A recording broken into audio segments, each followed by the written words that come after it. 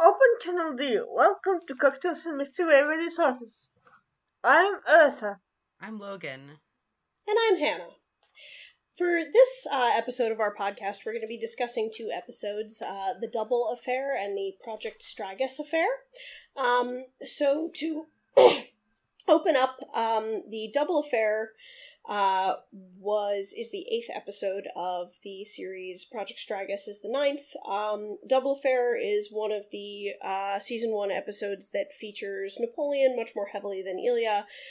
Project Stragus is one where they have more equal screen time, and also we have special guest stars William Shatner and Leonard Nimoy. So for the Double Affair, the actual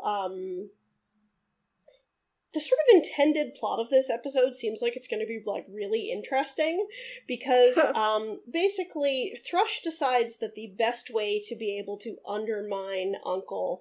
is to actually create a double for Napoleon, and, substitute this double for Napoleon in order to, get control of a, world-spanning weapon that is going to help them be able to, take down not only U.N.C.L.E. but all the world governments. So they have one of their agents surgically altered to look like Napoleon. They change his voice patterns. They have him practice Napoleon's body language and way of speaking, and it's all very insidious. And then there is the secondary part of the plot is that Napoleon, the real one, is supposed to be helping to protect a suitcase that has the codes for this world-destroying weapon, and he and 4 other agents, or 3 other agents, are supposed to go to Switzerland, I think. Switzerland? I think so. Okay, they're supposed to go to Switzerland to meet up and all share their codes and be able to see this weapon and get information on it. It ends up being kind of a weirder episode than the plot would make it seem, because there's a lot of weirdness with what this weapon is. There's an implication of aliens, which is really surprising, and they never go back to the aliens.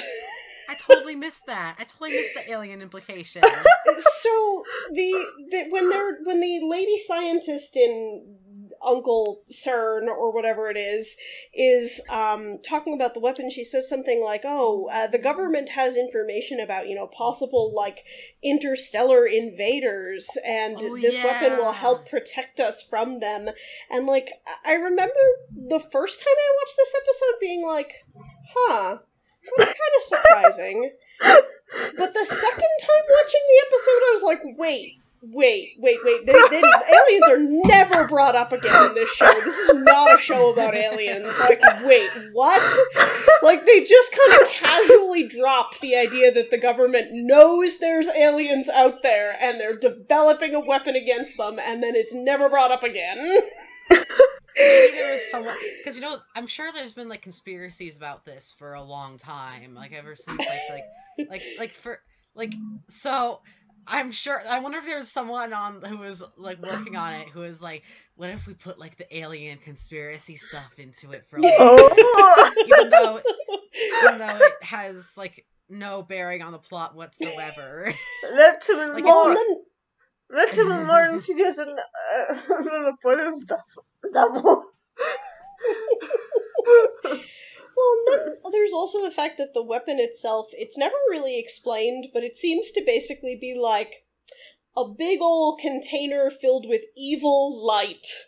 And the evil light, when you look into it, you experience some kind of rapture, and then you are compelled to walk into the light and die. So I was trying, this is kind of off topic about the aliens, but I was trying to see if the story of Barney and Betty Hill, who supposedly saw the aliens, happened before this episode, and it did. It happened in 1961. So people were definitely aware of alien conspiracy theory type stuff at this time. Yeah, definitely. Yeah. Also, what's funny is that When you said evil light, I thought of Mothman immediately, but Mothman happened later. This weapon turns everyone into Mothman. Yeah. You see the light and you're like, oh no, I need to fly into that. I am now a moth. So it's a weird episode, and I feel like part of the reason that it works really well on a first viewing is that Robert Vaughn does a really fantastic job doing both real Napoleon and evil clone Napoleon in a way that's like subtly different, and it's interesting to watch. But why it doesn't hold up as well on a second watching is that when you know these characters better, it's really hard to buy the fact that Ilya doesn't notice and that Waverly doesn't notice anything is wrong with Napoleon. Yeah, that's a really good point. Like, it's like Ilya doesn't even be like, "Hey, are you okay? Is something bothering you?" And they even lampshade it because at the beginning of the episode,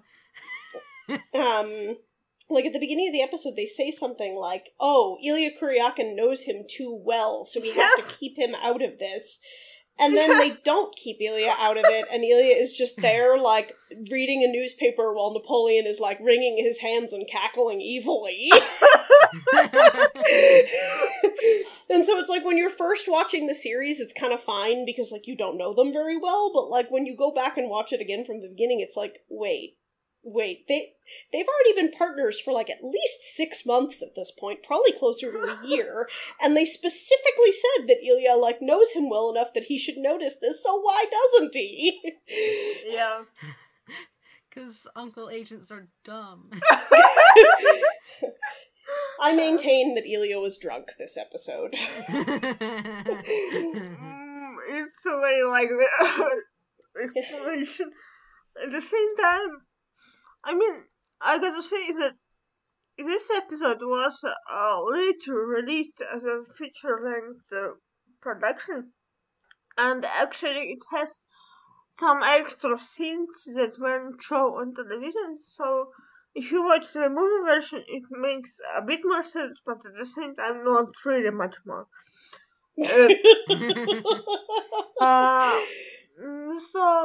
Yeah, this episode is not very rewatchable because every time I watch it, I like it less and less. Like, yeah, because I actually this was my first time watching it, and even though I was confused, I still enjoyed it. Yeah, I mean, the first time I watched it, it was okay. The second time I watched it, I really could appreciate Robert Vaughn's acting and his range. But now that I watched it maybe like 3 or 4 times, I'm not a fan. There's a bunch of points in the episode too where things happen that are like, either people just make really bad decisions or they don't notice stuff that's really obvious. So, like, in one of the very earliest scenes, like, Napoleon is... So, one of the plot contrivances in this episode is that the person who does figure out that something is wrong with Napoleon is a flight attendant who he's dating. Yeah. And in one of the first scenes, he's eating dinner with this flight attendant, and literally at the table next to them, there's a suspicious man who just has a full face cast eating dinner, and he just is watching them the whole time. And it's like, really, Napoleon? You're not even batting an eyelash at this super suspicious, like, invisible man guy who's, like, watching you eat dinner? And then also later in the episode, assuming that the cast guy is the evil Napoleon before he's fully recovered, which I am, and I think that's what you're supposed to. Yes. When evil Napoleon is on the plane, he doesn't even recognize the flight attendant, even though he saw her. Oh my god! He saw Napoleon go on a date with her. So like, evil Napoleon clearly is not that observant. Yeah, I don't know. I gotta say that if we look at the very beginning of the episode, there's something even funnier going on. You remember when Ilya leaves the headquarters? he's and gets attacked by toy robots. Yes. Oh yeah, that was so weird. It's like a season 3 moment right in the middle of season 1. Yeah. Two very small, very cute toy robots. They're adorable. Yeah. Like, they're totally like Christmas toys. Yeah, and then they're never brought up again. Nope. I enjoyed that we have another moment. This seems to happen more in season 1 than later on, where Waverly just, like, vaguely threatens Napoleon. So, like, when, yeah, like, he says something to him like, you know, your days are numbered, Napoleon, and it's like, okay, why are you saying this to your top agent? Why are you such a jerk?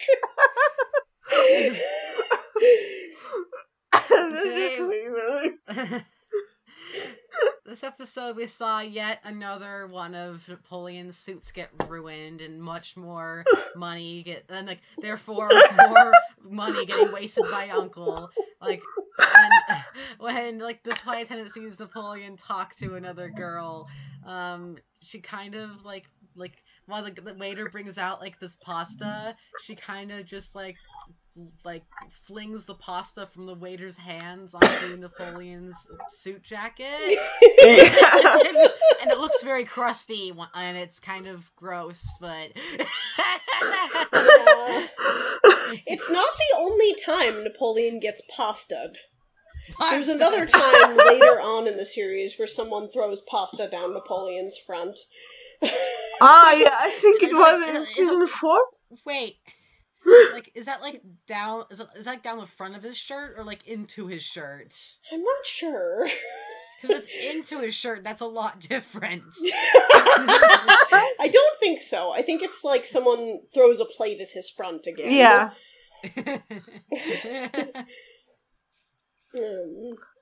I think you know. I'm trying to think what else. I think I know what you're talking about. It was in season 4, I think, right? Yeah, it might be in the one where the, oh god, I never know the names of any of the episodes, but it's the one where, there's the, like, child, not soldier exactly, but, like, the child assassin who, not really a child, but, like, a very young adult, right? Yeah, he's like 17 or something, and he picks up some girl who's like an American tourist, and the two of them like sort of fall in love, and that breaks his programming a little. But anyway, I think she throws pasta at Napoleon as well. Yeah.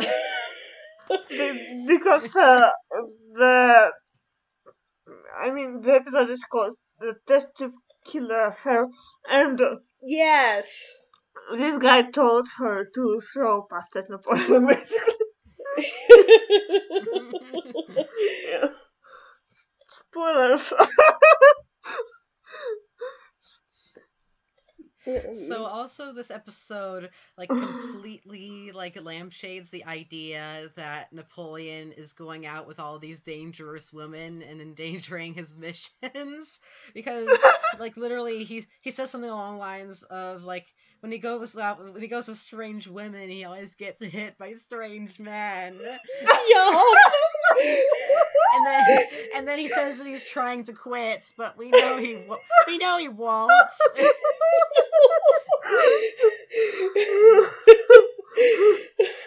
It's such a weird moment because the strange woman in question is like, she's a Thrush agent who comes and talks to him in the middle of his dinner with the flight attendant. And, you know, it's weird because, like, he's being watched by evil Napoleon, and then he goes out into the lobby and this Thrush agent is like, "Hi, we're kidnapping you." And he's like, "I would really prefer not to do that." And she's like, "No, but we are." And Napoleon is kind of just like... Is what led to him being pasta'd. Yeah. And, but he ends up just kind of going with them, and it's like, much like in, Gioco Piano, like, it kind of seems like when, like, a slightly frightening woman is like, "You're coming with me," Napoleon is like, "Okay." If I have to. I mean... I have to, right? Yeah. He's like, "Well, I already have spaghetti on my coat, so... I mean, like, What last can go episode we were worse? recording, I had like marinara sauce stains on my shirt because I had just eaten spaghetti while watching Man from U.N.C.L.E, and I was on the couch, and I was like lifting the spaghetti against my mouth, it kind of dribbled onto my shirt.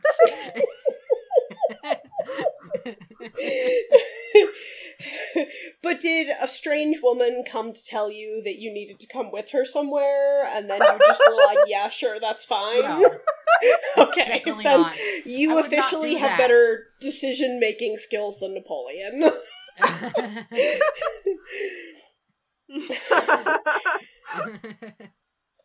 Yeah, he's very lax about uncle security when it comes to, like, if you are marginally attractive and ask him, like, would you like to be kidnapped? He's like, okay, that's fine.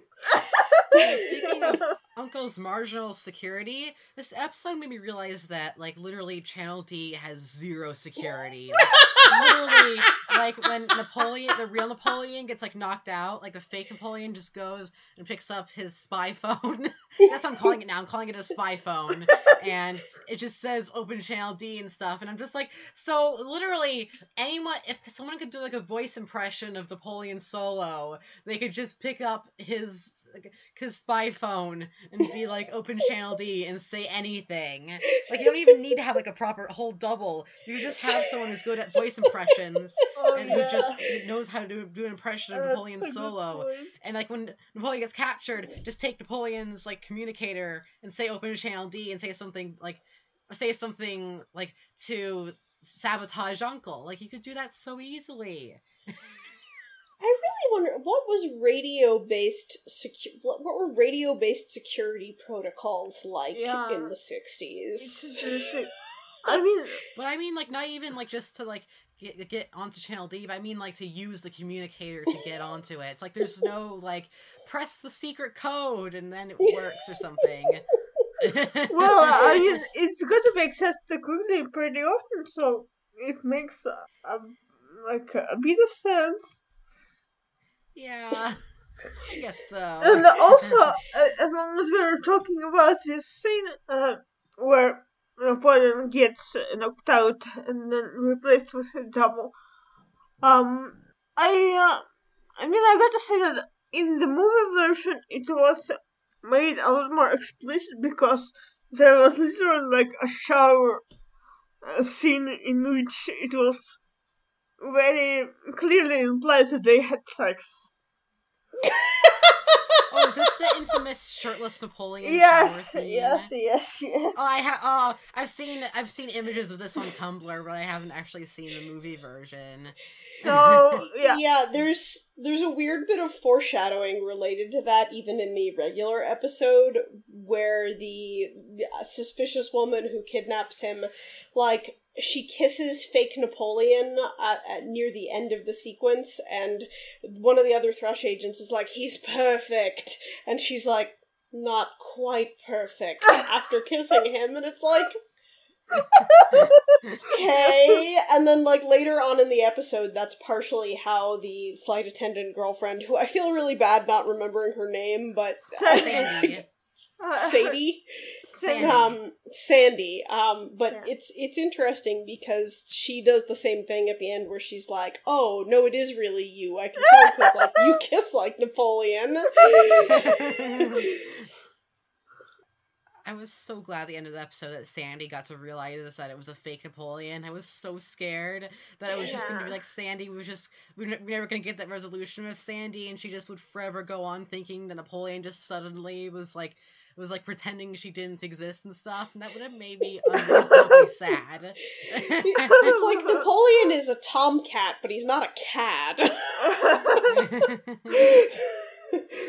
Yeah, I also gotta say that the scene in which Napoleon meets his double is shot. I mean, for 1964, it shot pretty well. It looks there's a similar scene in a first season episode of Star Trek that's terrible. It's so bad, and they did such a much better job in this. Like, Yeah, they do a really good job making it look like there's like two Napoleons Yeah. in like a same shot. It's also interesting because at first they stand in the dark and then the light turns on. I mean, they had to do some really good time thinking in this scene. Yeah. Yeah. Yeah, the cinematography, particularly I think in season 1, it really is very excellent. Like there's a lot in each episode that holds up much more so than contemporary shows. Oh, Yeah, definitely. yes. And also, I think the season 1 cinematography at this point I've seen is definitely overall the best out of the seasons. Like, I gotta say, season 4 is the most interesting, though. Season 4 has some interesting shots, but I'm not sure if they're always good.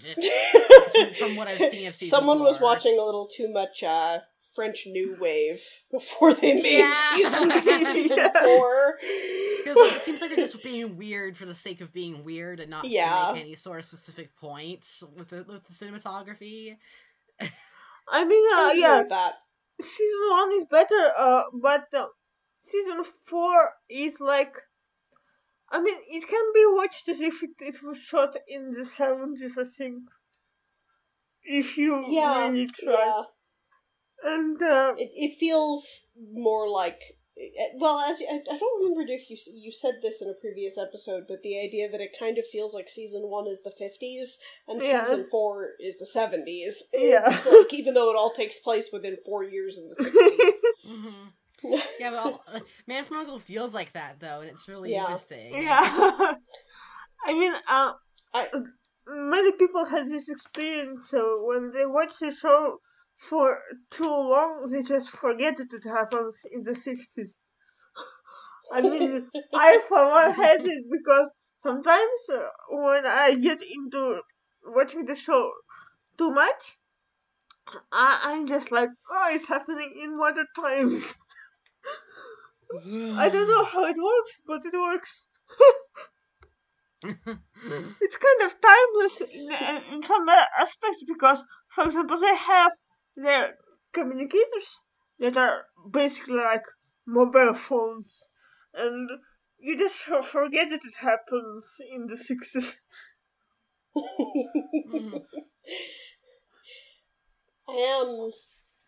I lost my train of thought. That's what I did. Oh, one of the things I wrote down that I actually legitimately liked in this episode was when Napoleon first goes to meet the other uncle agents who are also going to be in charge of this like briefcase full of keys to the evil light. They fulfill that thing we talked about earlier where, like, it's intended for Uncle to be, like, a truly international agency. So, one of the other spies is from Sicily, and another one of the spies is from Liberia, and they actually name real countries, which is exciting. Real African country! Another real African country! Yep. Uncle! And it feels like these are, like, real people who have their own spy business outside of Napoleon and Ilya, and it's really cute because they come in on the Sicilian spy shaving, and he's like literally at his desk with an electric razor, and he apologizes that he's like rushed in here, it was a late night last night, and like it's very sort of like it makes it feel like it is a universe in which people exist outside of the plot. And then there's a conversation between Arsene, who's the Italian agent, and Namana, who's the Liberian agent, where Arsene is like, hey, by the way, how's your brother? Like, I worked with him one time, and he's really great. And Namana just is like, my brother was killed. It's so blunt. And, it's really just like, it's an interesting sort of like world building thing that they do in this episode, but I think they do lose some of that in the later seasons. Yes, yeah, oftentimes later episodes, characters that are not like Napoleon, Ilya, and Mr. Waverly often, unfortunately, can seem kind of disposable, and it definitely does not feel like that here. Like, if it was a better episode, it would be even better. Yeah, that's kind of my feeling the second time watching this was like, this has a really good premise, and I feel like if it were done better in terms of, like, again, why do neither Elia nor Waverly suspect anything? Like, it really bothers me that both of them are just like, you know, sometimes Napoleon's just evil. I was fully expecting, like, Ilya to just be like, hey, like, why are you acting like this? Are you being bothered by something? And then asking something about Napoleon's life, and then he can't answer, and then Ilya's like, I don't think you're really Napoleon!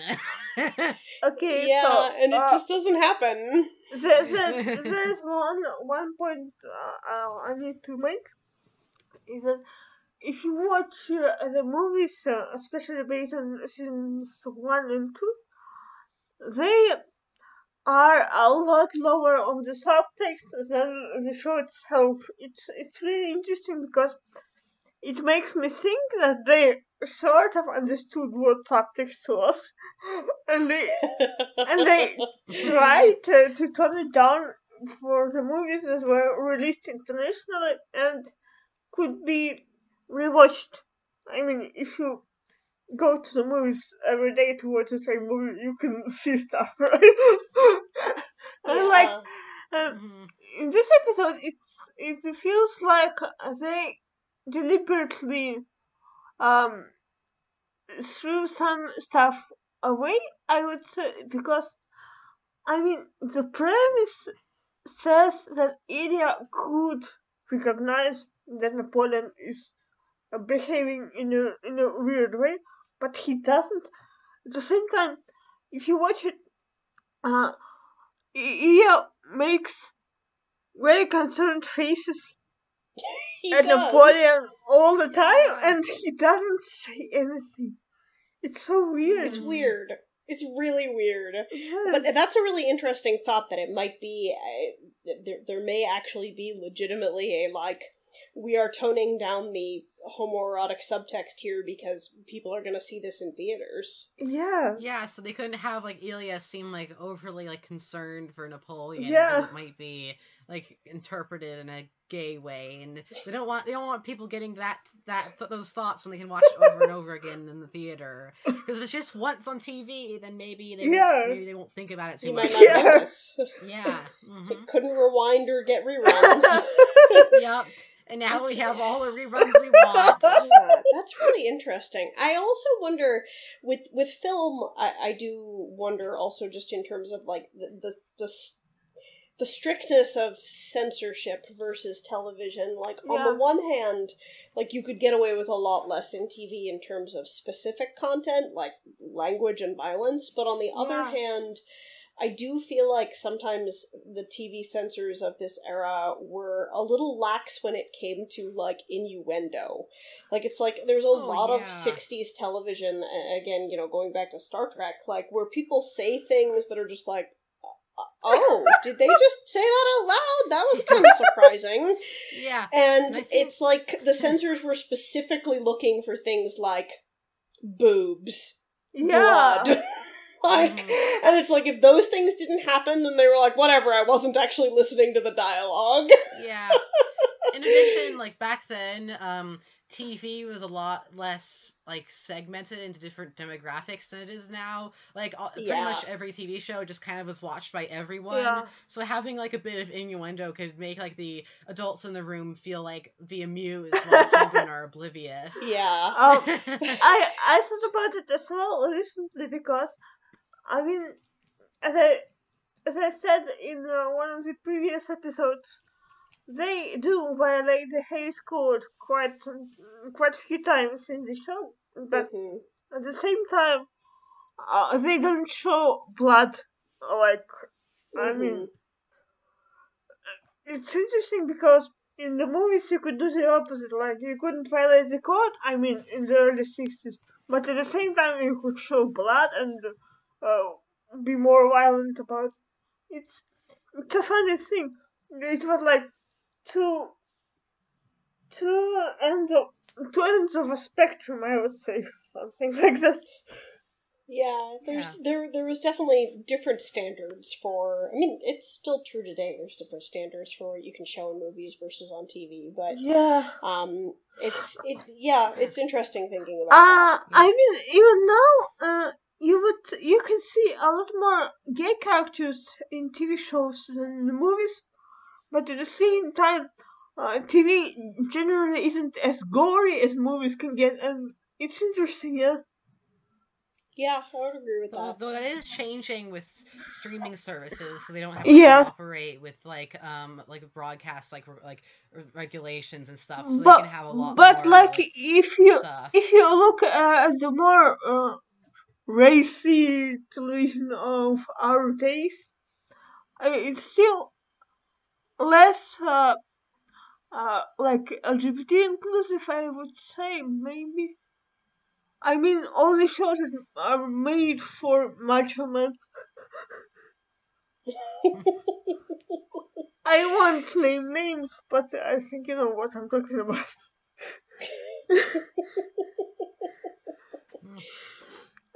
That is an interesting thought. Yeah. It's like there are two demographics, but not in the sense of gender or age. It's like you're either very likely to enjoy violence and heterosexual stuff, or you are not.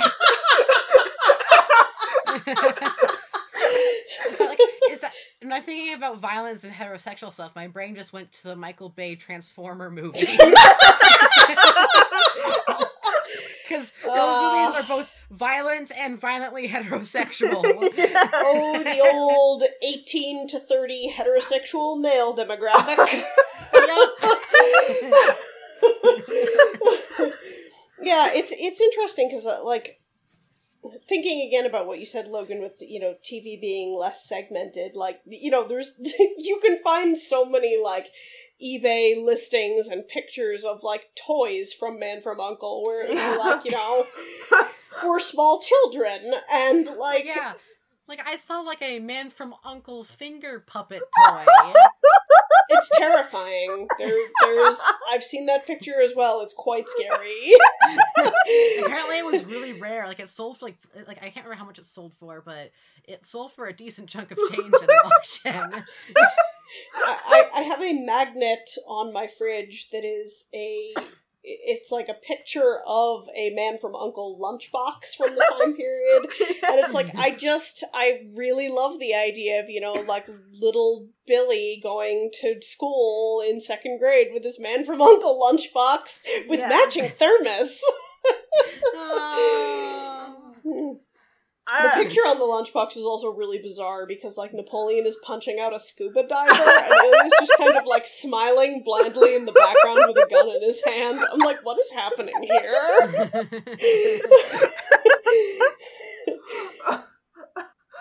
We should do an image of that. I can upload it so that we can put that in there. Everyone can see my fridge. I mean, I was watching the X-Files when I was small, so I kind of get it. Oh yeah, same. There's all sorts of TV shows that it's like, I was a fan of that when I was a child, and it's really kind of weird that I was a fan of that when I was a child. That wasn't for children. But I guess that was more normal back in the 60s. For me, it was British Top Gear. I watched that. I love watching that show. I was way too young, and all the jokes went over my head. But like, I thought it was funny, but like, I didn't understand like any of like the sexual jokes or anything. But I loved it when I was like 10. I was a really big fan of Star Trek Next Generation when I was like 5 or 6, and then there was the episode that comes at the end of the first season where like brain slugs invade and they're like living inside people's skulls, and I just remember being like, I will never watch this again. This is the worst show in the world. Why would you do this to me, mother and father? Why do you hate me? And they were just like not expecting me to have such a violent reaction to this episode of Star Trek. I remember one of the first shows I ever was obsessed with was something like a very paranormal show. It was American, I think, or maybe Canadian, and it scared me so much, but I loved it. I don't even know. I mean, now I wouldn't enjoy it properly, but when I was like 5, it was what I wanted. Yeah, I really liked the X-Files when I was a little kid too, thinking about paranormal stuff. But similarly, when they got to the episodes where there was like the evil oil that like crawled under your skin and ate your brain, I was like, nope, nope, nope, nope, nope. So Yeah. apparently I had a real serious issue with the idea of like something coming and living in your body when I was a kid. I I remember did too. there was an episode in X-Files in which there were some kind of like leeches, I think. I mean, space leeches, obviously. And they were living in the pipes, and they would come out of the shower, and it was. No, thank you. I don't remember that one, but maybe I blocked it out. I hated it absolutely. We're totally off topic at this point, but Yeah, children sometimes to- watch things that are not for children. We should go But back to the double affair. unlike in the 60s, in the 90s, they did not make like X-Files toys for children. Yeah, back in the 60s, all TV was for everyone. Yep. And well, speaking of stuff that wasn't for children, in the movie version, he actually had a love interest in this episode. Can you guess who it was? Tell me. Remember there was another flight attendant who worked with Sandy? Yeah. Well, she was Idiot's love interest. Oh no. Wait, what? For what episode? From this episode, from the double affair. I mean, in the movie version, Ilya. Wait, Ilya has a love interest in the movie version? Yes. Movie Ilya is heterosexual. Again, this is Ilya fulfilling his duty to seem plausibly heterosexual enough. Yeah. And I mean, I feel like the poor dude probably is feels more compelled to do that in the earlier seasons. Maybe he doesn't have the same level of job security that he has later on. Yeah.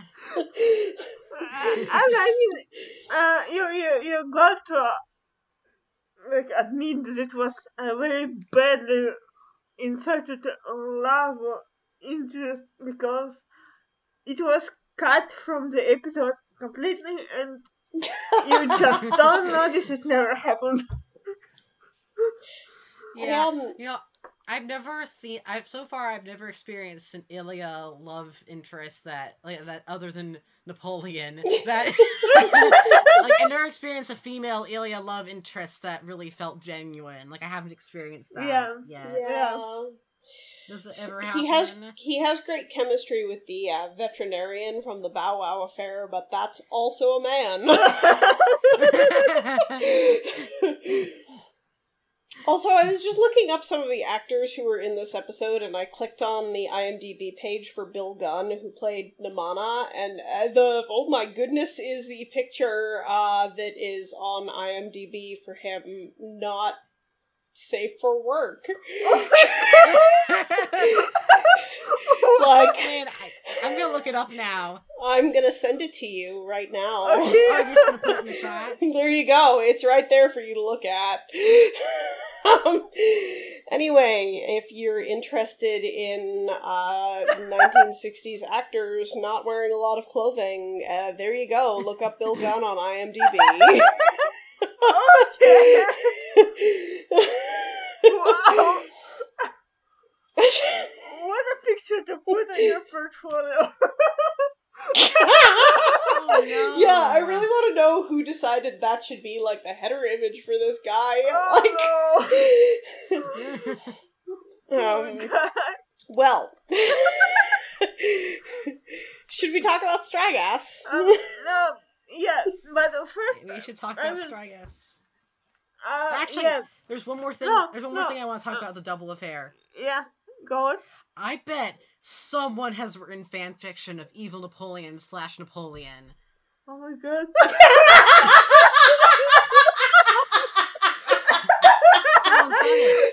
Because, like, shipping characters with versions of themselves is not unheard of in fandom. Like, that was a huge thing in, like, the Lorax fandom years ago. Because of the fact that people were obsessed with the U.N.C.L.E, but they had no one else to ship him with, so they just shipped him with versions of himself.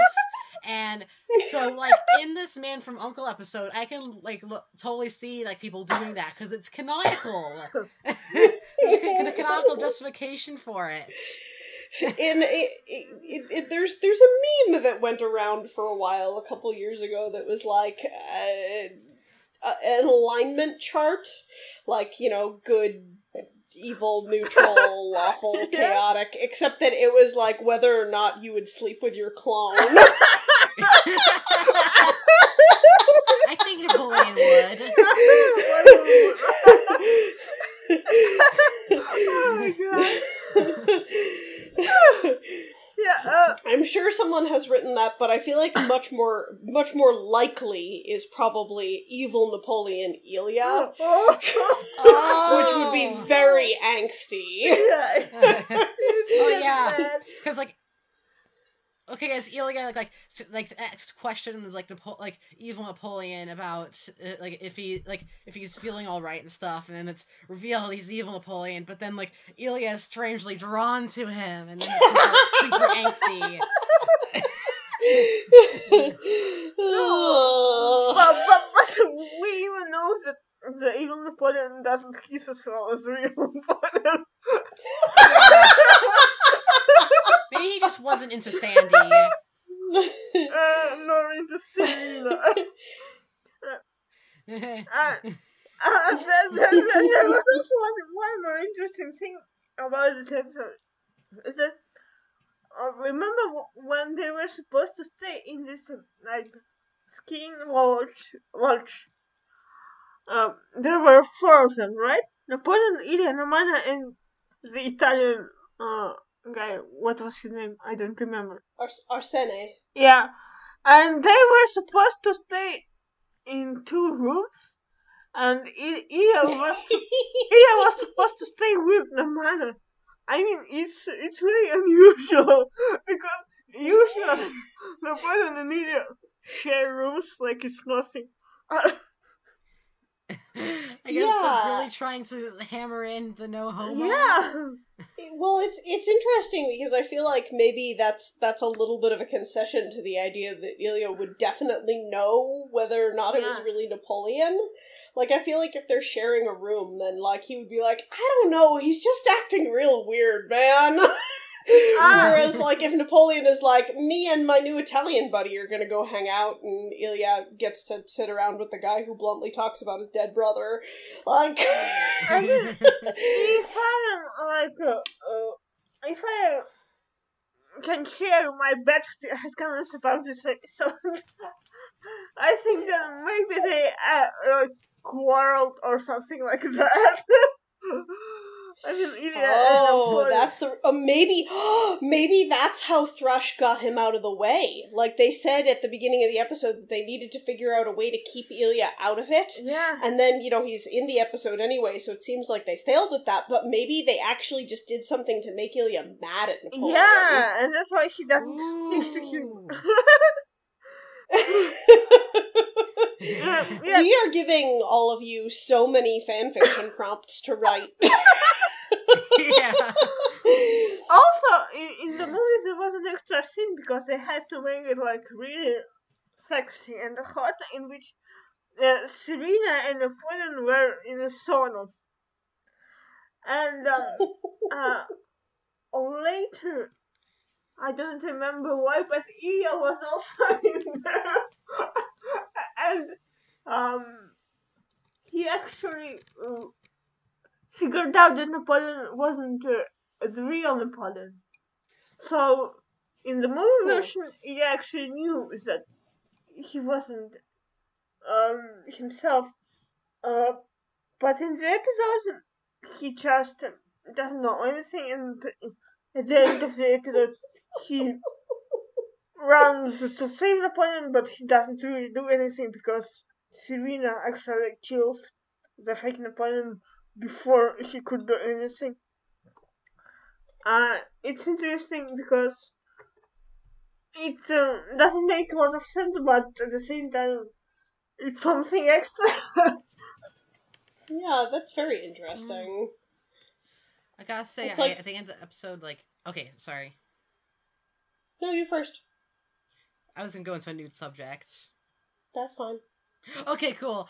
Okay, so I really liked the chase scene at the end with the real Napoleon on the motorcycle, and then he being chased by the Thrush Goons in like the truck. Like that actually was a really exciting scene. When I was watching it, I was like, "Go Napoleon, go Napoleon!" So like I think that was a successful chase scene.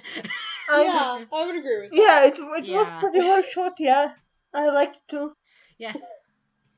And then real Napoleon, fake Napoleon have a fight, and it's really interesting how they filmed it because they try really hard not to show like both their faces in the scene at the same time because they'll show that like it's like they're having to use like another person to attack the other Napoleon. So like it's interesting. Yeah, They do a decent job. Yeah. This episode is very well shot, but at the same time, it's so useless. Yeah, I feel like this episode had potential to be a lot better than it was. Yeah, I would agree with that. It felt like it should have been better than it was. Let's just I got so excited when I heard about like they were having like doing like the surgery on the Thrush Goons to beat like Napoleon. I was like, oh, this is gonna be a really interesting episode. I can't wait. And then it just was kind of like, oh. Yeah. This episode, I feel like it's telling that I have like twice as many notes about Stragus as I do about the double affair. This episode was ruined by an old homo. Yeah. As everything is. Yeah. Mm-hmm. Even their wedding. Oh, Well, we should move on to Stragus, I think. Yeah.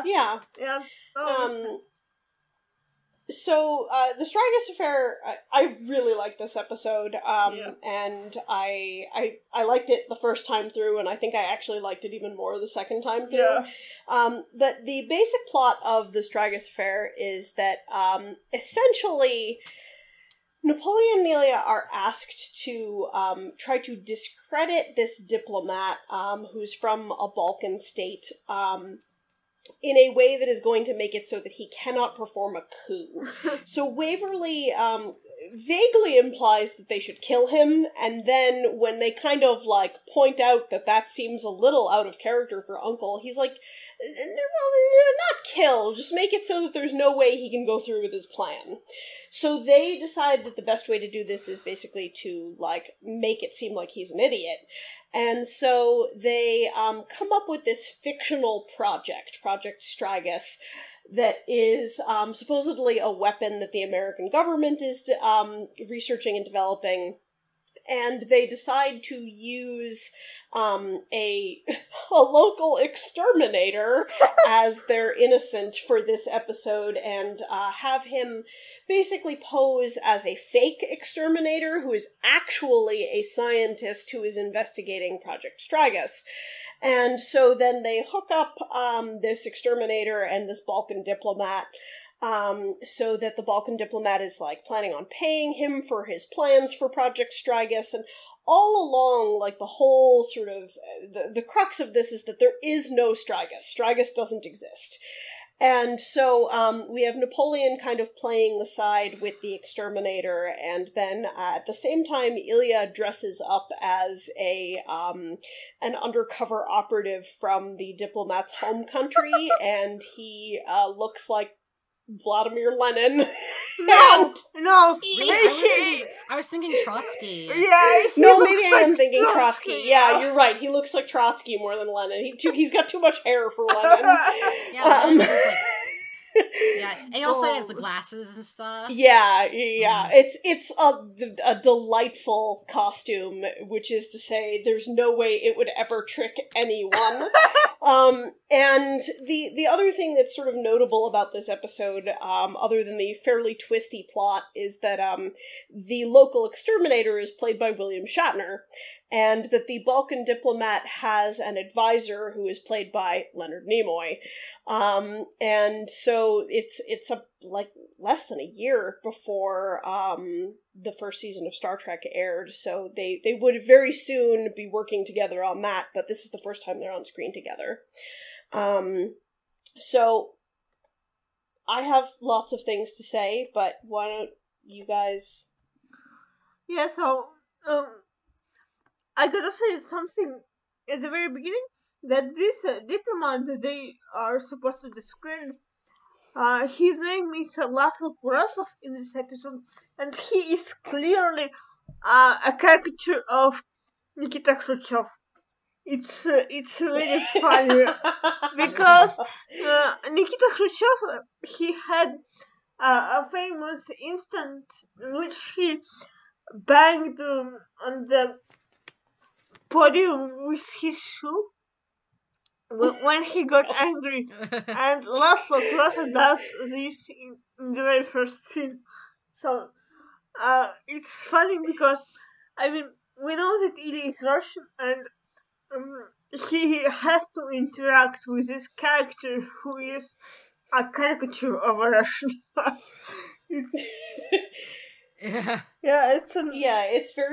It's very funny, like, the vagueness of, like, oh yeah, he's from a Balkan state, but this guy wants to, like, he's claiming that he wants to, like, unite the East and the West, but actually he wants to make them fight. And, like, Ilya has this line after this desk banging scene where he's like, oh, he's as bad as Molotov and Ribbentrop and Genghis Khan combined. Yeah, and Machiavelli. Oh, I'm sorry, I forgot about Machiavelli. Which I thought was really delightful. This episode basically confirms that the Cold War exists in the Man from U.N.C.L.E. universe. Yeah, that's true. But also, World War II definitely happened because A, we had zombie Hitler, but B, like, specifically our World War II happened because I don't think that the Molotov-Ribbentrop Pact was something that, would just randomly happen in every universe. but like, is the Cold War even with the USSR? Or is the... It's so vague. Maybe there are, like, 10 Balkan states that are used in this universe. I don't even know. Because... There's also a really delightful bit when they're talking about the Cold War, basically, where Napoleon and Ilya are discussing, like, the relations between East and West, and, like, it's flirting. Like, there's the two of them just, like, keep smiling at each other and, like, saying things that are like, wow, you're gonna keep talking about East-West relations, are ya? That's a weird euphemism. I don't know what it's a euphemism for, but it's a euphemism. This Cold War's heating up, baby. Oh my god. I mean, the reboot movie actually just ran with this stuff. I mean, they made so many euphemisms about the East-West and stuff, but in the show, it's not as obvious. I mean, we don't even know if the Cold War is really a thing. I mean, we can guess that it exists, but, like, nobody actually really is from the state that is actually at a very tense relationship with the USA. Yeah. The mention of euphemisms, one of the things that I thought was really super delightful about this episode is actually that there's a lot of really dirty lines. And I didn't actually pick up on them the first time through. I I wasn't maybe paying all that much attention, but there's a whole bunch of things that in particular Napoleon says that like almost feel like they could have been ad-libs. Like there's a part where when he's first talking to Mike the Exterminator, which is to say baby William Shatner, and he like grabs him and is like, I need a man and I need him quickly. Yeah. And then like he continues this and says like, a certain person's gonna check you out very thoroughly. And it's like, and you know, okay, that would be fine if that were the only time something like that happened, but then later in the episode there's like a moment where they're all talking, and Napoleon says as he's taking Mike out of this apartment, he's like, you and I are gonna have some very special pictures taken.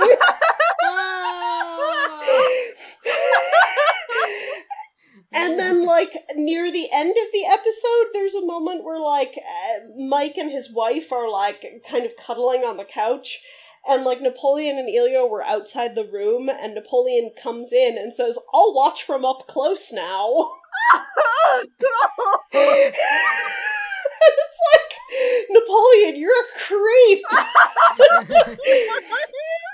And then, like, at the very end of the episode, like the freeze frame that it ends on. So, let me first preface this by saying that my heterosexual husband was watching this episode with me, and he, as we were watching, he was like, "Oh, I really like this. This is actually really well done." He was like, "I feel like season 1 is kind of mostly my taste because it's more spy thrillery." And then they get to the freeze frame at the end of this episode, and Mike is kind of picking up his wife, and like he's squeezing her. And as this is happening, Napoleon's eyes just go right to Mike's ass. And that's what it freeze frames on, and my husband, who does not pick up on this kind of subtext, just I didn't pick up on it either. Yeah, I need to rewatch this episode. He literally just, like, turns and looks at me and is like, Napoleon needs to stop trying to get married couples to have threesomes with him. Oh my god, if you noticed this, then it's definitely something that is happening in the episode. I don't know how I missed this. I really need to rewatch this just for that. I will send this to our conversation because you got to see that Ilya is actually standing behind Napoleon at the time. It's true, and yeah, like, Napoleon is, like, looking right down at Mike's butt as he's kissing his wife, and Ilya is standing behind Napoleon just, like, making a face like, I hate you. I hate you so much.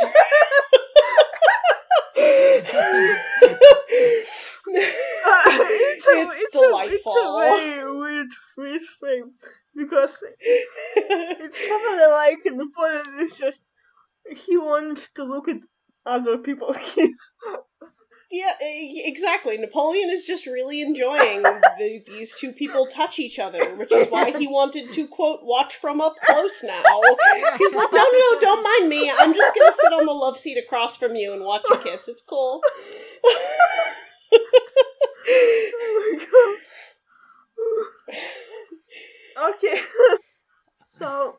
Okay, so this is kind of weird, but when Napoleon describes dry gas, like what it is, or like supposed to be, even though it's not real, I literally just thought of Ilya.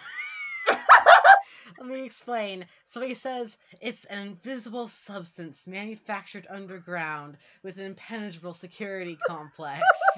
And I don't know why, but I was thinking of because Ilya is like invisible because he's like just a part of the furniture, like in this bunch of part-time affair.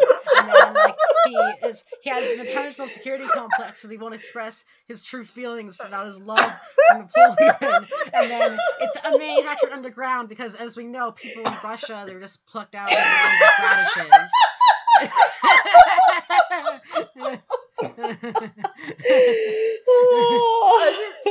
Yes, Eartha, that's how you were born. Yeah, I can confirm the time of potato salt.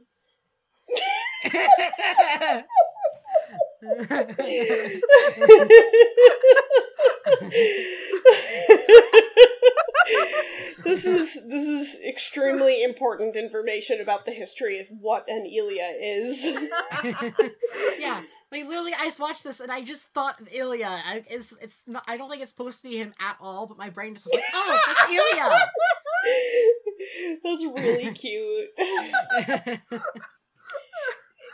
So you mentioned in when we're talking about Double Affair that they don't show blood during episodes of Man from U.N.C.L.E, and it's really interesting because at the beginning of this episode they actually do show blood, and a guy gets stabbed and he comes in to like warn Laszlo about Project Stragus, and he comes in, he's like bleeding and he's gasping and he has a knife in his back, and it's shown like in fairly substantial detail, which is shocking because that's not usually how the show goes. And then like it cuts to this dead guy with a knife in his back in a cab, and he turns around and just smiles at Napoleon because he's actually just acting. And it's like really interesting because it's like the fact that it's bloody in a weird way signals to us that it's fake. Because when people die for real in Man from U.N.C.L.E, they just are like Herkblarg dead on the floor. Yeah. Yeah, because like in Man from U.N.C.L.E universe, like just one little hit to your back and then you're dead. Man from U.N.C.L.E characters are actually video game characters, and they just like get gently grazed in their hitbox and die. But also like in the Man from U.N.C.L.E, especially in season 1, blood is literally like just jam. It's probably chocolate syrup. Maybe yes, because it's really dark, and there's usually like a little bit of blood. Never much of it.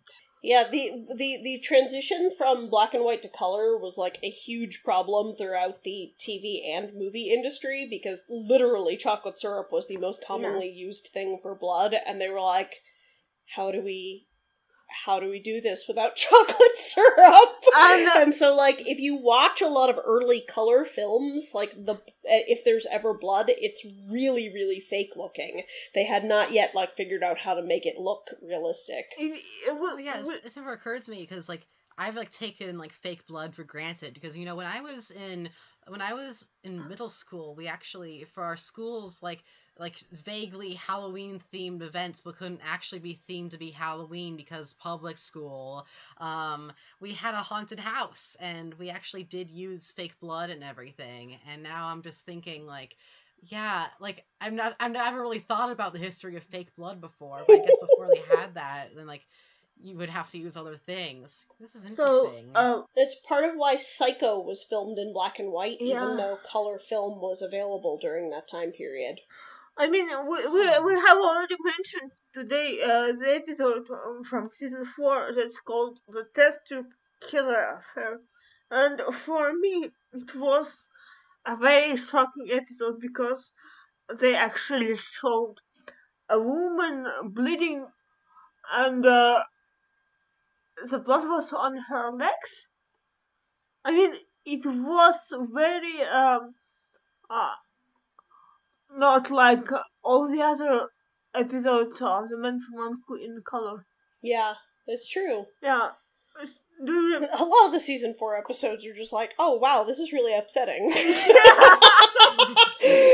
I like if I saw this in a modern show, I wouldn't even bat an eye. But in the Man from U.N.C.L.E, it was truly shocking because it has its flaws that are usually well kept, but when they're broken, it's really interesting.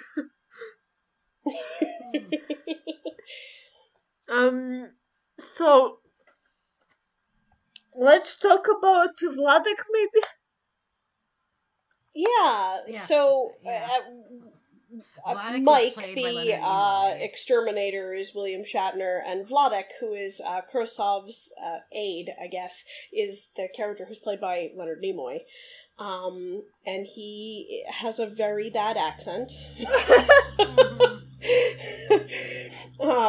And he's introduced in such a way that he's sort of set up like a lumbering, almost like a lurch type character, where he's, you know, he's not supposed to be very smart. He's kind of this like big violent guy, which is really interesting because Leonard Nimoy, and it ends up being kind of part of Kurosaw's downfall later in the episode.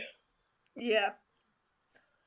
So there's this like big party in which Mike is supposed to talk to Kurosov, and at the party he meets both Vladek and Ilya disguised as Colonel Doniev.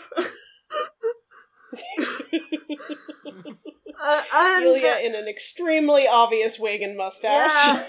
And so in this scene we actually can see William Shatner and Leonard Nimoy in the same frame for a while. I mean, Shatner even tries to hack him. The scene is actually delightful. Yeah. So Mike is supposed to be drunk, and so he's stumbling around the party trying to convince everyone there that, you know, he's an irresponsible man. He's a man who likes his drink. And his whole affect during the scene where he's drunk is really like, it's very un-Kirk, and it's really super delightful. He actually, to me, seems more stoned than drunk, to be completely honest. But he when he goes up to Vladek, who he does not know, like, this is just a tall Balkan man he's never met before, he throws his arm around him, is like, "Hey, Calvin Coolidge, Cal baby."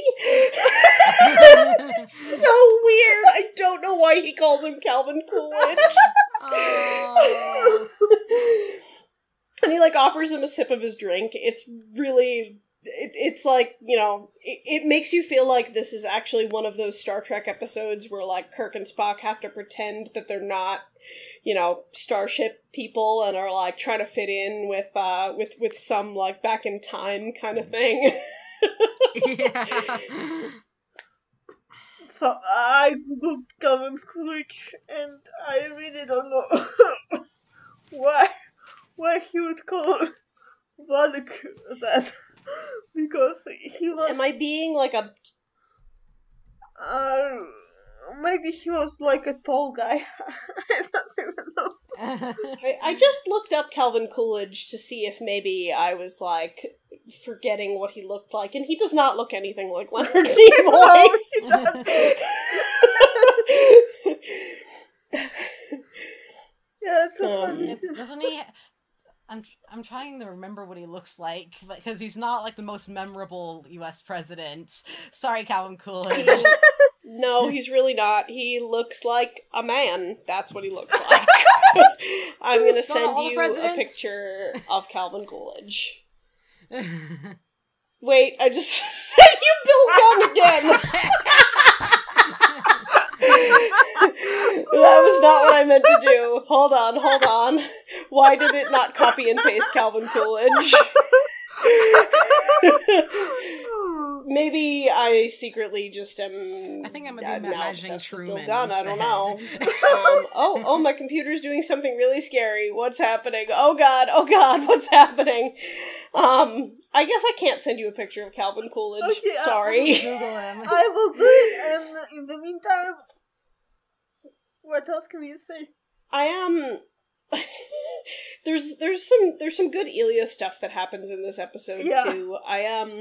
I really appreciate, well, for one, I really appreciate his horrible disguise in which he has on the worst wig and the worst mustache of all time. Coolidge. But on top of that, he's wearing, like, the most poorly tailored suit anyone has ever worn. Oh my god. And so, like, he looks like he's borrowed a much larger man's clothes, and he's so suspicious. Like, no one would ever listen to this guy. I mean, but he's supposed to look like his eyebrows are darkened too. I mean, he's supposed to look like he's like 50 or something like that, and it's very funny. Yeah, no, it's not good. Also, in this episode, he actually has to pretend to take a cyanide pill, and all this classic spy business. And when I was watching this episode for the first time, I was like, yes, this is exactly what I expected from the show. But then it never happened again. his cyanide capsule fake taking is actually really interesting because also there's two things. There's one, after he takes it, they clearly have not told Mike that this is a possibility. Yeah. And so after the Kurosawa and his people leave, Mike gets down on the floor and just shakes him and is like, Ilya! And it's really all I could think of was well, if you're a 1960s bisexual disaster, you immediately develop feelings for Ilya. Yeah.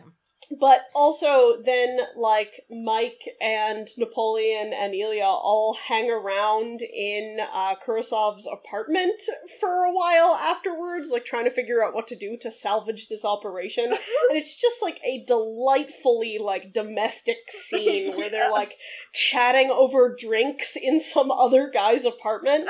And Napoleon asks, so do either of you have any ideas? And Ilya's response is, how can I have any ideas? I'm dead.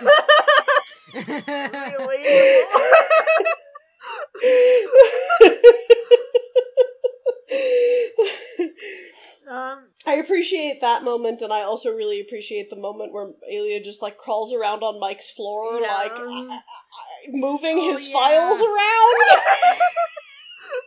Yeah, he was that was a really funny scene. I was like, he really is a cat. Yeah, Ilya's really funny in this episode, and in a really kind of fun, blunt, understated way, but he's very funny. So yesterday I had this thought that I posted on my Tumblr that it would be more accurate and more interesting, I would say, to describe the man from U.N.C.L.E. as Star Trek but set in the 60s and on Earth than as a spy show. Because it has this feel. It's an international organization that tries to preserve order and stuff. And the fact that this episode, in which there are actually William Shatner and Leonard Nimoy, and this is the episode that feels the most it feels like the most spy episode of almost the entire run. Yeah. It's very interesting. Yeah, I would agree with that. It's a very good kind of twisty turny episode. And I feel like the use of the innocent is really interesting in terms of on the one hand, Mike is actually pretty gung-ho to be yeah, absolutely, I'm gonna do this stuff. But on the other hand, he keeps being put in danger in ways that make Napoleon and Ilya have to step in. And so there's this definite feeling that they are in fact really using him. This is not this is not a fair way to make a civilian behave. But on the other hand, they've done a really good job of kind of hyping him up for it. And so he's no, I wanna. Also, he has a wife, and she's also a fine character. And I mean, it seems in the early in the early season 1, there was this formula in which there was supposed to be an innocent who is a woman, and also an evil lady who is also a woman. So I mean, in this episode we have Mr. Donchen, and we also have Mr. Smith, I think. Mr. Smith. Yes. Mr. Smith. And Mr. Smith's really interesting. Yeah, Mr. Smith is a young lady who meets with Napoleon, and she's supposed to make a contact with him and transfer the keys to another guy, and she is. She's just delightful. I think. They share. I agree. I really enjoyed Mr. Smith. Yeah, and they share a pretty short scene, but she's very memorable. And the meeting they were supposed to have was Napoleon was supposed to accompany Mr. Donfield, and Napoleon was supposed to be taken out of the picture, but they confused them, and in the end they thought that Mr. Donfield was a spy and Napoleon was Mr. Donfield. So that's why Napoleon met her and not Mike. It's for both of the ladies in this episode. I absolutely am just so delighted by the fact that Mike refers to his wife as Mrs. Donfield. It's so cute. Yeah. Like, he just keeps picking her up and being like, "Hello, Mrs. Donfield," and it's just like you get the feeling that like he really, really loves her, Yeah. and it's very sweet. Yeah. And then with Mr. Smith, I think my favorite part of her meeting with Napoleon is that the two of them have milkshakes. Yes. Oh yeah. And Napoleon is like eating his with a spoon. It's so cute. I was craving a milkshake so hard after seeing that. Like, I just wanted a milkshake so badly. And I don't need a milkshake. My mom, not cooked, because of the quarantine to do the world events, she baked a whole 9-inch across carrot cake for no reason. And we've kind of been living off of that for the past few days. So I don't need a milkshake, but I kind of need a milkshake. Yeah, they looked like really delightfully thick. Like, it looked like a really satisfying, like, ice creamy milkshake. Yeah. I love that Napoleon. I also really like this church. I also really like that there's a moment later where so Mike goes to meet with a like fake insurance salesman who works for Kurosov, who's supposed to help him get the Stragas formula to Kurosov, and this is after Napoleon has met with Mr. Smith, and at this point they've switched back to having Mike be Mike rather than having Napoleon be Mike, and Napoleon is waiting outside the door, like, to make sure that nothing bad happens or whatever, and, Mr. Smith comes back in, like, to the office and is like, "Oh, hey, Mike," as, like, inside the office, the other insurance salesman is talking to the real Mike, and so Napoleon kind of, like, stands in front of the door and is like, "Hey there, Mr. Smith." And, like, she's super charmed by him, and, like, when she goes in later to talk to the other insurance agent, she's like, "Oh, yeah, I just ran into him in the hall. He's ready." It's really entertaining. Like, it's just a good bit of kind of, like, actually, like, physical comedy that is very similar to kind of like the comedy that is in Hitchcock movies. Like, it was very good. I liked it.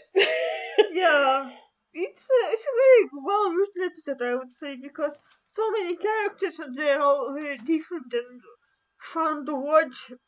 And I mean, the whole Ida disguise situation is also pretty hilarious. So it's a very fun episode. Okay, I have a confession. When Ilya first showed up in disguise, I actually didn't realize it was Ilya. Yeah, I bought Logan, it. are you a thrush agent? And then I looked at it, I was like, "Oh wait, that's Ilya," after like 20 seconds. It took way too long. There's a moment at the end of the episode when they're in an airport, which I I'm actually wondering, is it the same airport that's in the that's every airport in Man from U.N.C.L.E? Is it the yellow airport, but in black and white? The yellow airport. Yeah, I'm pretty sure it is. But Kurosawa is getting on the plane, and he glances at Ilya, who's no longer in his disguise, and, like, does a double take, because he realizes that, you know, the Colonel was actually not a 50-year-old man, he was a tiny blonde dude, and Ilya turns and looks at him and is like, well, you know, I'd give you a pill, but it didn't work for me. It's like, yikes! He's implying that, you know, this guy is 100% going to be assassinated, so, like, but also just, he's such a troll, it's wonderful.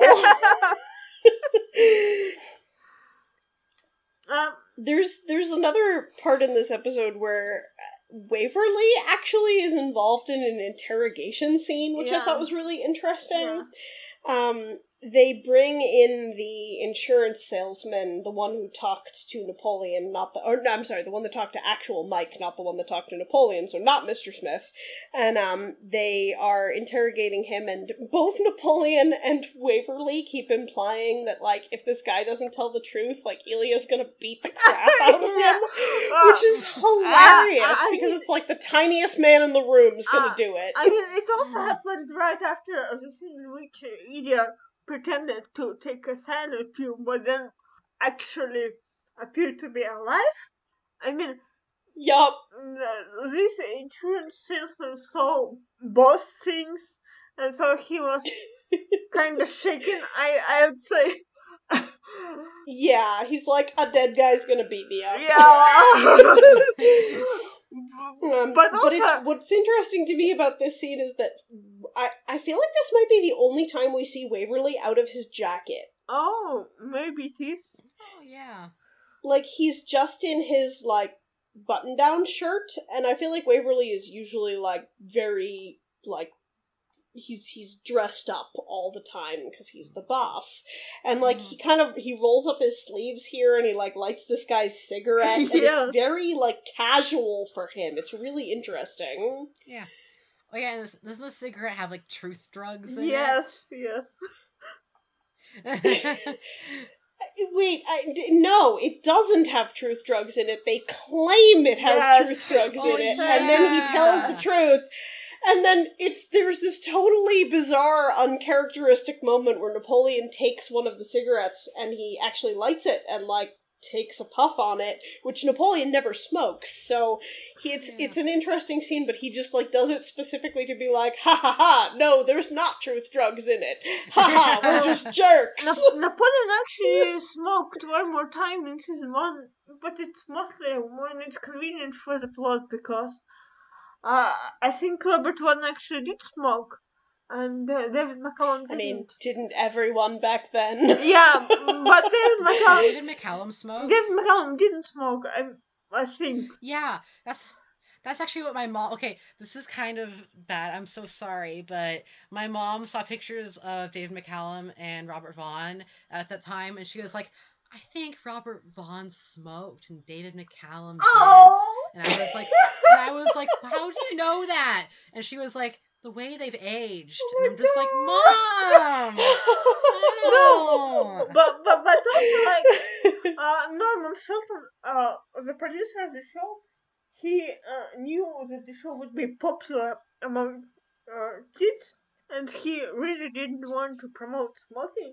That's why they never really smoke in the show. I mean, it happens like 2 times in 100 episodes, so it's interesting. Yeah, and like the smoking in this episode was like to make a point about the truth drug thing. It wasn't just like Napoleon just casually smoking. It wasn't casual. Yeah. And also, David McCallum actually did smoke in one movie later. I mean, at least one movie, because I'm sure he did more times, probably. And when I saw gifs of him smoking, it felt so wrong. I just wanted to tell him, no! Stop smoking! What are you doing? You know, that is actually another weird thing that Man from U.N.C.L.E. and Star Trek have in common, is that the producers apparently did not want to, like, give in to the smoking lobby. Yeah. Because a lot of shows during that time period, like, their biggest sponsors were actually cigarette manufacturers. Yeah. A lot of the, like, ad revenue from that time period would have been from companies that were making cigarettes. And so I know very specifically Gene Roddenberry was like, well, you know, it's a spaceship, so they can't be smoking here. That would be unsafe. And, like, had the sets have, like, no smoking signs and things like that, because he didn't want the characters to be smoking. And so it's really interesting that, like, that happened to be something that was true of both of these shows, which I feel like is particularly funny because do you know who does smoke quite a bit in this episode? It's William Shatner.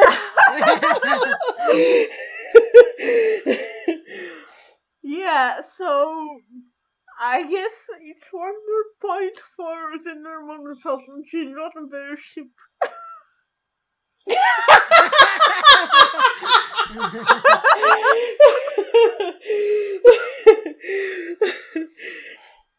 Their shared hatred of the tobacco lobby brought them together. Okay, have you seen, like, old cigarette ads from the 60s? They make smoking sound so nice and wonderful, even though it's not. Like, it's like the cool, fresh taste of Camel menthol cigarettes, and you're like, oh, that sounds nice! I will readily admit that, so I am asthmatic. I grew up in a household where my father smoked, and I thought it was absolutely unbelievably disgusting. Like, it gave me asthma, the smell was terrible. God, like, I really do not like smoking in real life, and, like, it still gives me asthma if I'm near someone who even has been smoking, but god damn if it doesn't look good when people are doing it on screen. Yeah. Every time someone lights up a cigarette on screen, I'm like, oh yeah, nope, they're hot now. Even if they weren't hot before, they're hot now. I know. It's really, that's how it is. It's like, no wonder everybody smoked back then. Look, if Napoleon and Lydia smoked in the show regularly, imagine we would be completely Oh my god. There would be so many fics of Napoleon lighting Ilya's cigarette and it being all cute and stuff. Like, imagine that alternate universe.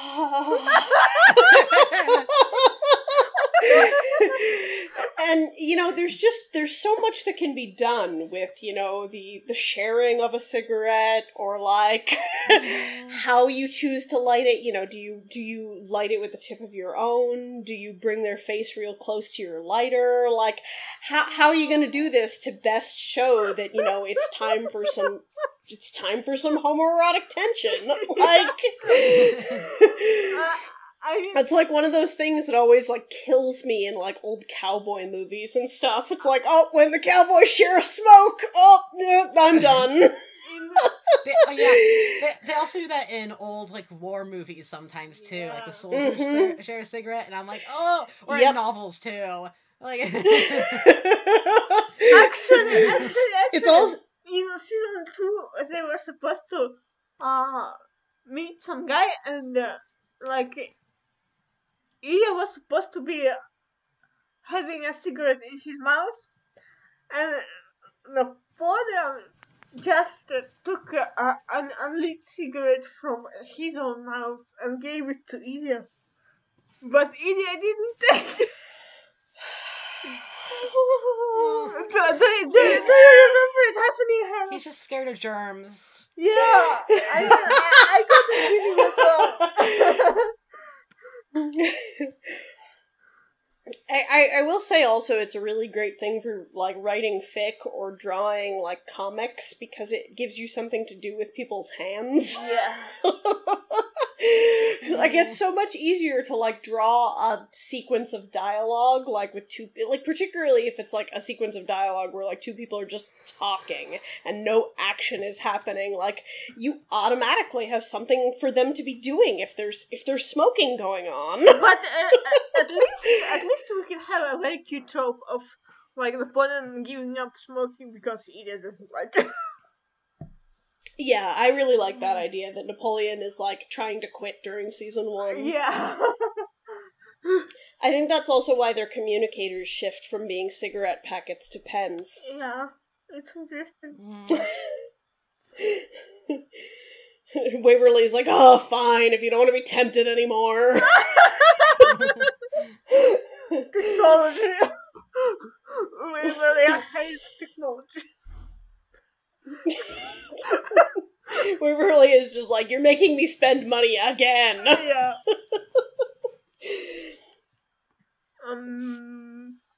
So, I would also like to mention Mrs. Krasov.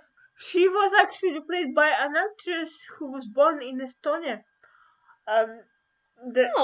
So she was born in the USSR, but during the World War II,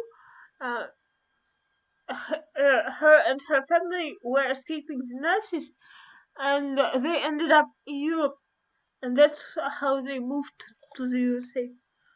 So that's really interesting. Yeah, and also speaking of the casting, Laszlo Kurasov is played by William Klemper, who was a very well-known actor because he played Colonel Klink in the Hogan's Heroes.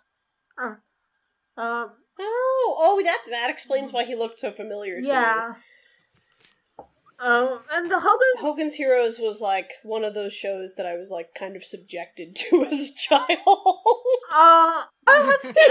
My dad was super into Hogan's Heroes. I have seen, like, a dozen of episodes of Hogan's Heroes, and it was a very enjoyable show.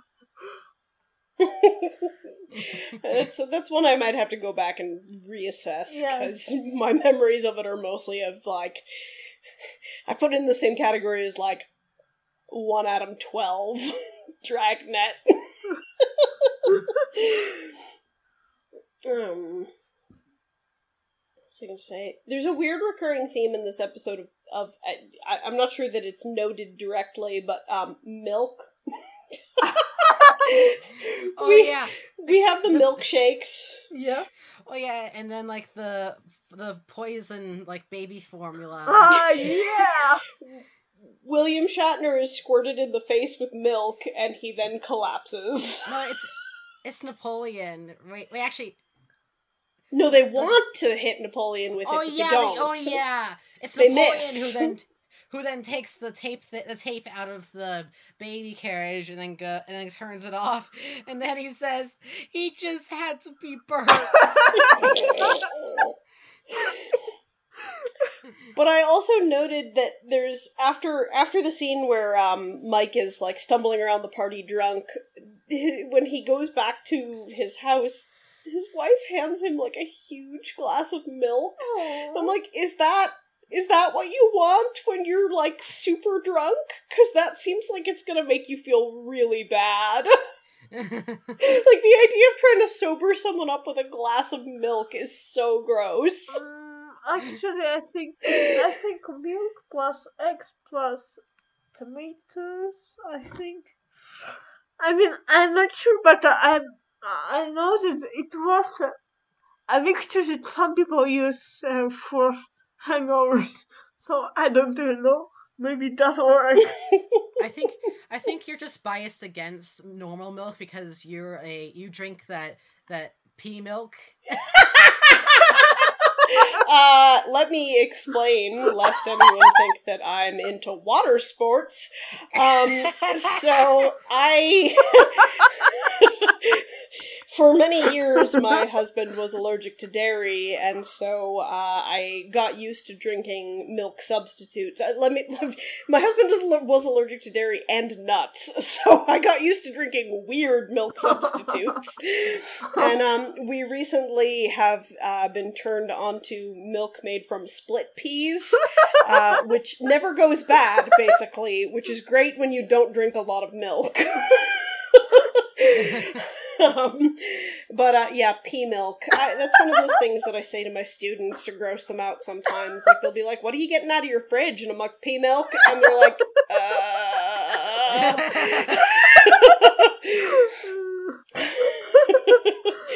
But, no, I don't like milk, frankly, but I don't know, like, I just feel like milk when you're drunk sounds like a good way to end up being like, time to throw up.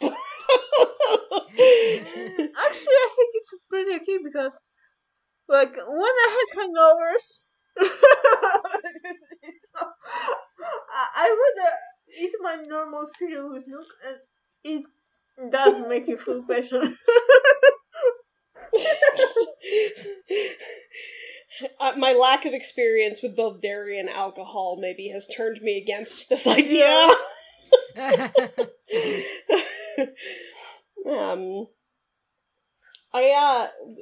One of the things that I noted in this episode that we didn't talk a ton about Vladek because he's not given really a huge role, but he has a lot of really bizarre outfits.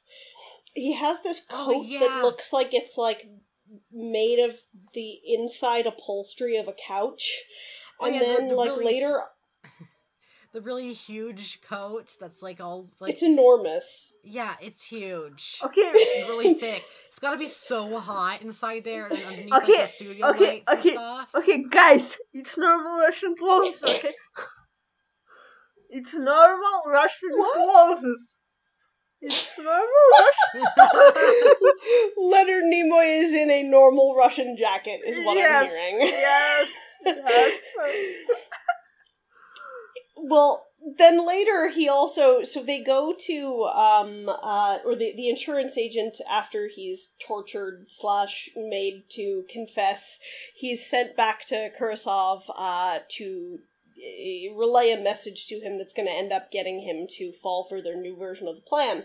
And, when he gets there, Kurasov and Vladek are both in these bathrobes, and Kurasov has like a fairly normal looking bathrobe, but Vladek's bathrobe is weird. Oh yeah. And I just, I really appreciated that they kept putting Leonard Nimoy in these strange outfits, because he's got like 4 or 5 different costume changes in the episode, which is really strange for a very minor character. Yeah. I mean, I'm looking at his bathrobe right now. It's pretty cute.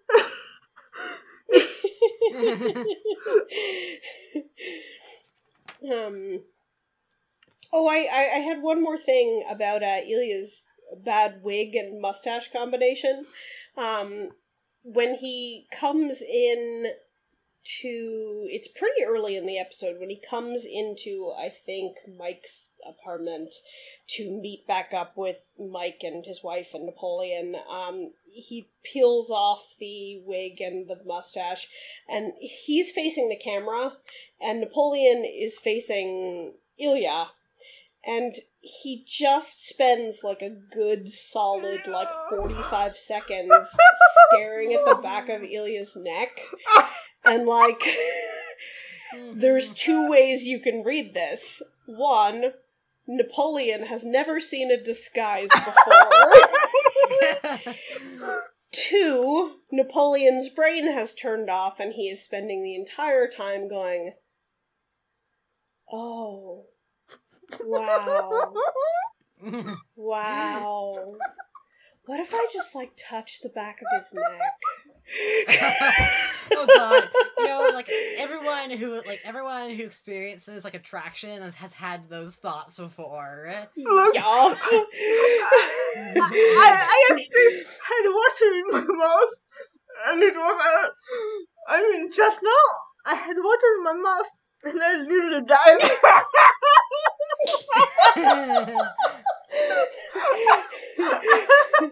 See, don't die. We can't get to Siberia to save you.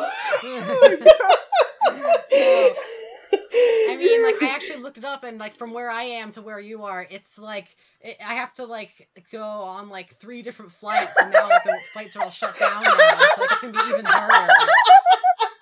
Like, it's like, I have to fly from my area, like, in Seattle, fly from Seattle to Tokyo, and then go from Tokyo to Vladivostok, and then go from there to where you are, out in Siberia. I mean, we could as well recreate around the world in 80 days.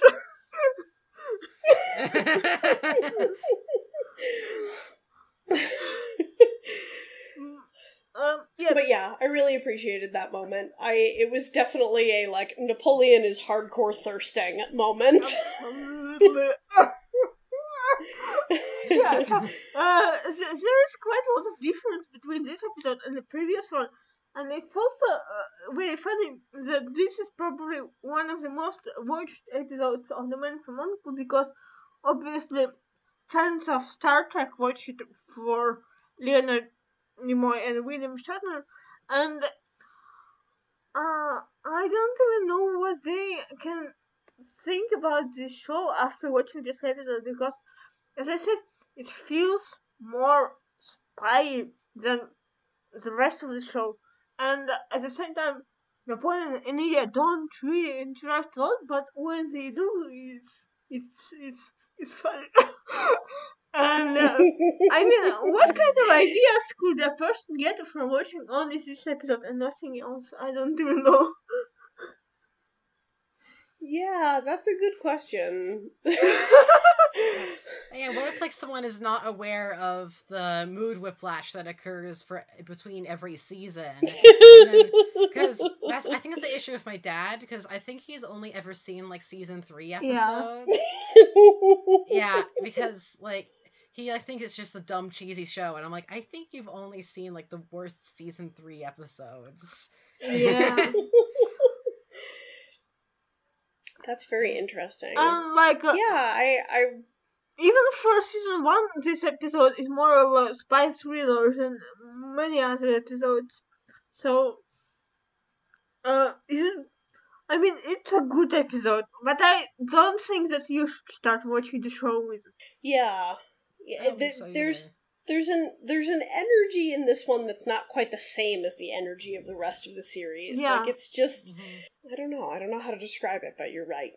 I maybe it's just the inherent weirdness of everything William Shatner ever does.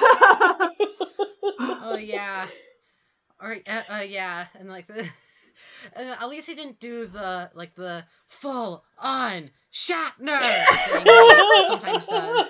He didn't do that in this episode, so we're safe from that. Let me say that I am literally right now wearing a sweatshirt that is Kirk's Admiral jacket from the movies, specifically from like Journey Home, but I say this with great love, but a bunch of my friends recently have been trying to convince me to watch T.J. Hooker, and I'm like, no, I have no interest in watching a police procedural where William Shatner talks about heroin. Oh. Yeah, I have a hard time taking William Shatner in like in seriously in like super serious roles, because like he's William Shatner. Yeah, and he's just kind of like I just picture like every episode being like, these drugs, they're in our schools, in our children. Yeah. Oh yeah, have you heard of William Shatner's spoken word music career? Oh no! Have you heard his cover of Lucy in the Sky with Diamonds? Yes, yep. It's bad, man. Yeah. Alright, but have you ever seen Leonard Nimoy sell laser discs? Oh. No! There's an absolute... Oh god, well, I gotta find it. Leonard Nimoy laser discs. Goodbye, Calvin Coolidge. It's so long. There's like... It's like a half-hour segment on how you should buy a Magnavox video disc player because Leonard Nimoy with a terrible mustache tells you to do so. Oh, Leonard Everyone Nimoy should with a look up mustache? Leonard Nimoy Laserdisc, and then Leonard Nimoy- you will die unhappy. Leonard Nimoy should not have a mustache. It's He a does terrible mustache. He does not seem like someone who would look good with a mustache. He does not. He looks like he's going to sell you a used car. This episode is also very funny because, as we know, there are many parallels between The Man from U.N.C.L.E. and Star Trek, and people compare Ilya and Spock and Captain Kirk and Napoleon. In this episode, it's already pretty visible, at least in the fact that both David McCallum and Leonard Nimoy play Russian characters, you know? It's funny. Yeah, that's true. And like, we can... I noted that... Yeah? Go on? No, You first. no, I will talk a lot, so you better you say what you want to say. I was just gonna say that Leonard Nimoy's hair in this episode is very bad. Yeah. And also, like, we could talk about how Napoleon and, Mike Donfield in this case, they have kind of similar energy, but at the same time, if we talk about acting, then we can also take a look at the other parts that Robert Vaughn did, or even in the previous episode, and he was a better actor than William Shatner. Definitely. Robert Vaughn is a weirdo. Like, he does really strange things on camera. Yeah. But he is much more subtle than William Shatner. He has a very good range. He could play basically anyone. Actually, I'm discounting William Shatner a little bit by saying he's never subtle. He's subtle. He can be very subtle if he's not speaking. He's, like, as a facial actor, he can be really, really subtle, and he does things that are, like, very, like, complex and yet readable with his face, both in this and, like, Star Trek and later things, but, like, the moment he opens his mouth, it's like, oh, there's that Shatner voice. And again, I say this with full love. Yeah. So, it was a fun couple of episodes to watch because they're pretty different. Yeah. And at the same time, when you watch the show for the first time, and if you watch it in the right order, you will watch these episodes, and then there will be 3 episodes without Ilya. And I guess it's kind of like you don't really get enough Ilya for maybe like 5 episodes, and you start to miss him after a while. So you get sad when you're short on vitamin I. Yeah. Vitamin I. I definitely think this is one of the shows where, like, as I said, like, the chemistry between Ilya and Napoleon, or McCallum and Vaughn, really makes the show. So when you don't have as much of that, it's kind of sad. Yeah, I would agree with that. And I mean, you know, the next time we will be talking about 3 episodes without Ilya, and it will be a hard time. But but then after that, we will get right into the good stuff. So the three episodes that we're going to be talking about next time are the Finney Foot Affair, which has a baby Kurt Russell in it, the Neptune Affair that involves evil fungus, and the Dove Affair, which has Ricardo Montalban in a truly delightful role. And he and Napoleon have some really fantastic chemistry as well. Yeah. So all these episodes are okay on their own, and they're fun to watch, but at the same time, when there is no Ilya, it just isn't the same show, I will say. Can't have peanut butter without jelly, man. Yeah. Which one's peanut butter and which one's jelly? I will eat jelly. Jelly. Ilya is jelly all the time. What type of jelly is Ilya? I think he's kind of like a more, like... Pine cone! No!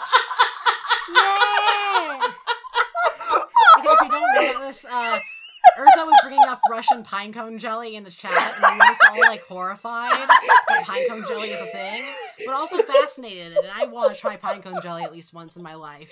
But I was thinking, like, maybe he's like black currants jelly.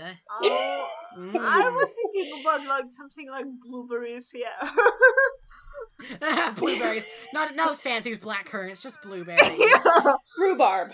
He's a little bit tart. Oh, rhubarb. But rhubarb just feels very British to me, I would say, because rhubarb isn't very popular in Russia, even though I love it absolutely. Interesting. Yeah. That's very. I did not know rhubarb was not popular in Russia. I mean, I guess rhubarb's not that popular in the United States.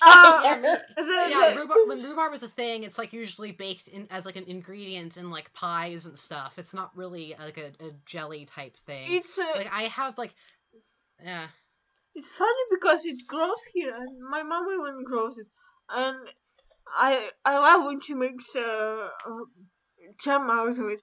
But like I know that some of my mom's friends also grow it, and they have no idea what to do with it. This very sour stick is growing in my yard. What do I do with it?